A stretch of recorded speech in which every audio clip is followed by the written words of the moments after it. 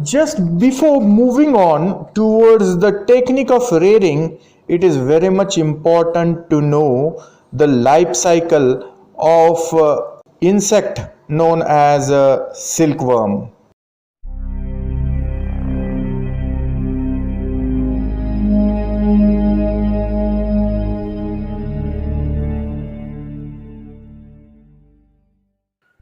Life cycle of mulberry silkworm is mostly been completed in 28 to 34 days, mostly depending upon the season in which they are being reared. The eggs are being laid by the female after mating within a period of about 10 to 12 days. About 3 to 4 days, they hatch out and develop a small tiny larva, which molts first time after a period of about 2.5 to 3 days. Later on, the second molt is been done after the first molt within a period of about 3 to 4 days, whereas the third molt is been done of this particular larva after the second molt within a period of about 4 days. Last and the final molt is being done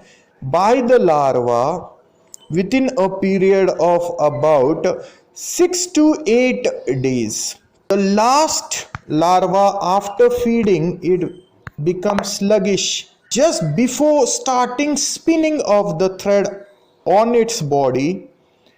It shrinks its body, reduces its size, and becomes sluggish and pale yellow in color. Such a larva is known as the ripe silkworm, after which it goes on the chandrika and starts creating the foundation from where the cocoons are being developed. That particular cocoons are being developed within a period of about 5 days. These developed cocoons, they remain in the shell, the pupas, for about 10 to 12 days, mostly depending upon the season, from where they rupture the cocoons and come out, and within a day they mate with each other and start the new generation. Friends, now we will see the most interesting topic regarding our syllabus, that is the technique of rearing of these mulberry silkworms. There are different operations to be done during rearing of this particular silkworm. First, most important operation is known as disinfection. The second one is known as black boxing. The third one is known as hatching of the eggs. The fourth one is known as brushing. The fifth one, the most important one, is maintenance of optimum conditions for rearing. The sixth one is feeding. The seventh one is molting. The eighth one is bed cleaning. The ninth one is mounting. And the last important operation is known as harvesting of cocoons. In this way, we can totally operate the rearing of the silkworm.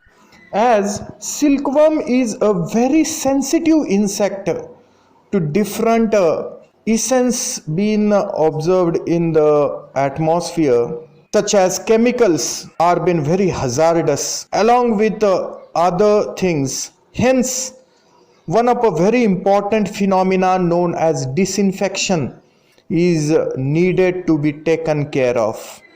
Then exactly what is disinfection? Disinfection means it is removing of the hazardous enemies, maybe the chemicals, maybe the different things which are being harmful to the silkworm, by applying physical as well as chemical methods is known as disinfection. Then exactly what are the physical methods? The most common physical method is known as sun drying, in which mostly the preferred month is May, in which all the utensils along with different apparatus being used for rearings are being disinfected. artificial physical aids are steaming or hot air sterilization technique or method can also be used, but it is relatively costly. Leaving apart that, the most preferred and easy method is known as chemical method, in which different chemicals, paraformaldehyde, sodium hypobromide, iodine, iodoform alcohols have also been tried as a disinfecting agents. Then exactly the most common disinfectant being used from chemical is nowadays known as formalin, and it is been used in different grades for disinfecting the rearing house and its appliances. 1 to 2 mm formalin is been used. After the pebrine infestation is been observed, the grade gets increased to 4 to 5% of formalin. If there is an infestation of a disease known as muscardine, mostly this particular formalin should be reduced in concentration as it is been sprayed on the body of the silkworm, nearby 0.7 to 0.8% of formalin. Second step in rearing technique is a very important step known as black boxing. Then exactly what is black boxing?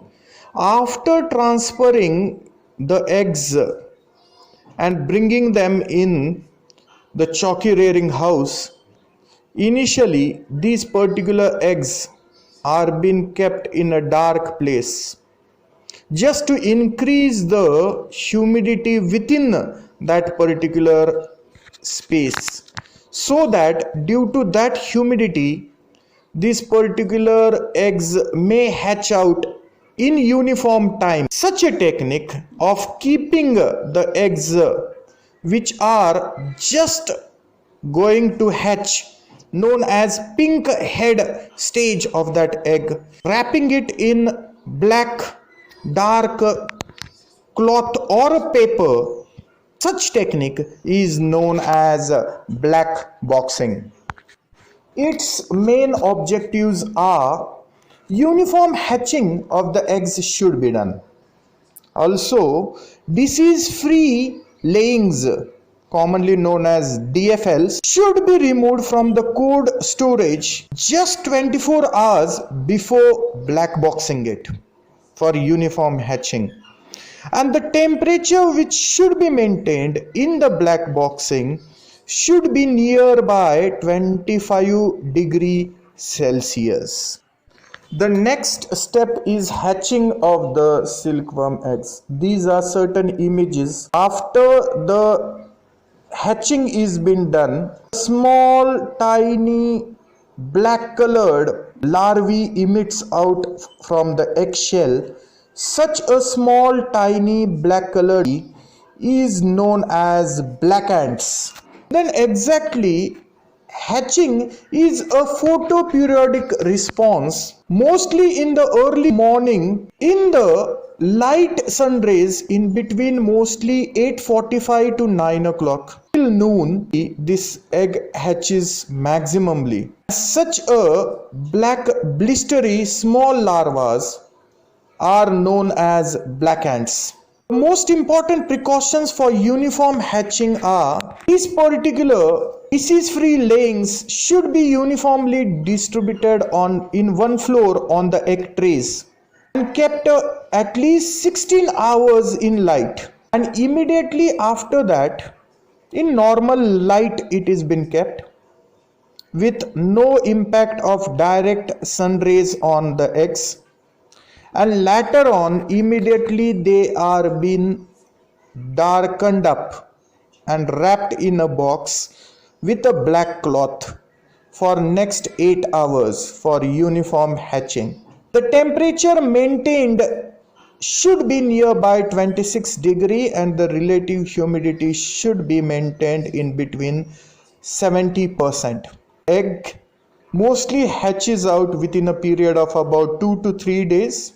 Hatching should be completed to nearby 90% to 95%, and if not, for few hours, mostly for 15 to 20 minutes, in early bright light in between morning 8:45 to 9:15 am, these particular egg trays are being placed, later on immediately being black boxed for a period of about next 2 to 3 hours, so that whatever hatching is been remaining, that particular larvas hatches out. And whenever 95% of the hatching is been achieved, then the next step is being taken, known as brushing.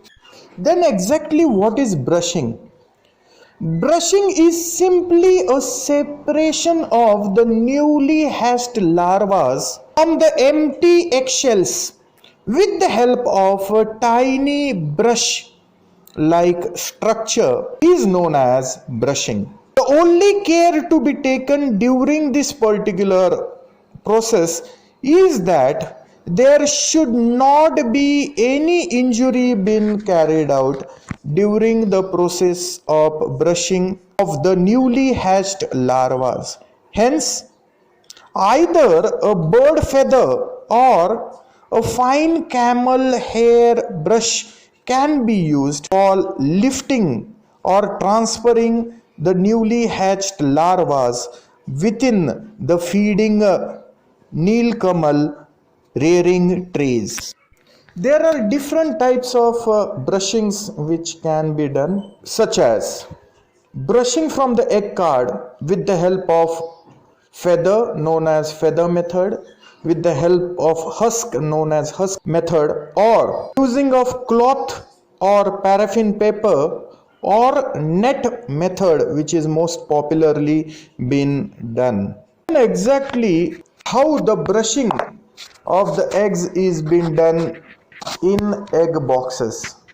When 75% of the eggs turn to bluish eggs, that is, we call it as pink head stage, mostly they are being wrapped in a black box. A thin muslin cloth or minutely perforated paper or fine meshed net is being placed after hatching of about 95%, and a small amount of fresh choppy leaves are being sprinkled upon that particular cloth, paper or net. And after a period of about 15 to 20 minutes, due to the smell of that particular leaves, these tiny larvae crawl upon that particular leaves from the small meshes and starts feeding on that particular chopped leaves. Such chopped leaves are being transferred towards the Nilkamal rearing trays. In this way, brushing is being done. The most popular method of brushing is being with the help of hen's feather, which is having very fine hairs been present on both the sides of the feathers, are been mostly been used for brushing in India. This is the most simplest and easiest method being used. Second method is known as husk method, in which powdered husk is being sprinkled over a freshly hatched larvae on the egg trays, and later on chopped mulberry leaves are being sprinkled over the egg trays. Only the basic disadvantage about this method is that the small particles of the husk, they stick to the mulberry leaves, which are been later transferred in the rearing trays. Commonly used method is the net method. Previously the cloth and paraffin paper method was also been used.